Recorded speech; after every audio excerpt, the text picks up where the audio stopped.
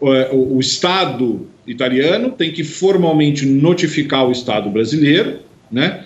Seja pela via diplomática, seja o que seria o mais adequado pelo Ministério da Justiça, e também é preciso que o STJ, né, o nosso STJ, valide, confirme essa sentença estrangeira.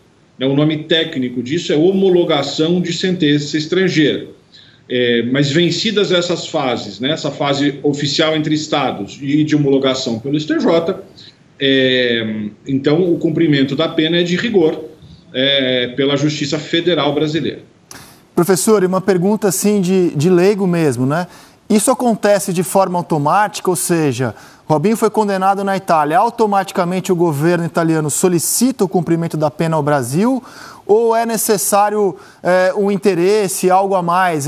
Isso é automático ou pode ser que o governo italiano não solicite o cumprimento da pena ao governo brasileiro? É preciso uma provocação formal do governo da Itália, do Estado italiano, né? A autoridade brasileira não pode, esponte própria, né? E veja, isso seria muito esquisito, né, se a gente pensar bem. Por mais que ele seja um nacional brasileiro, ele foi condenado por uma autoridade estrangeira, né?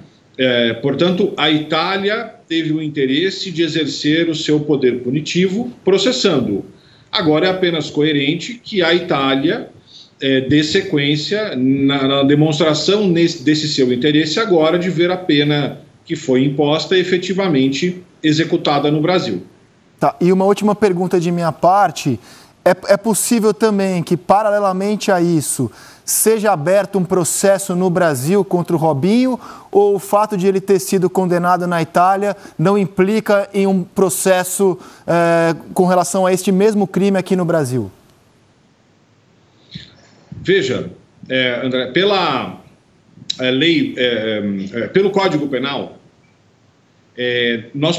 era possível sim aplicar no Brasil, reformulando aqui, seria possível aplicar a lei brasileira ao Robinho, né? Ou seja, ele poderia ser processado por este mesmo estupro aqui, né? E a rigor ainda pode, né? O que não pode acontecer, naturalmente, é ele ter que cumprir as duas penas, se fosse condenado no Brasil também, né? Então, agora que já houve o julgamento, com recurso, ampla defesa na Itália, em que pese, em tese, né, a lei permitir que ele fosse novamente processado no Brasil, se houver uma provocação do Estado italiano, né, eu consideraria esse novo julgamento abusivo, né, uma repetição pelo mesmo. Agora, em tese, de novo, se o Estado italiano se omitir, na medida em que a lei brasileira também se aplicaria ao caso, seria em tese possível que ele respondesse pelo mesmo fato no Brasil.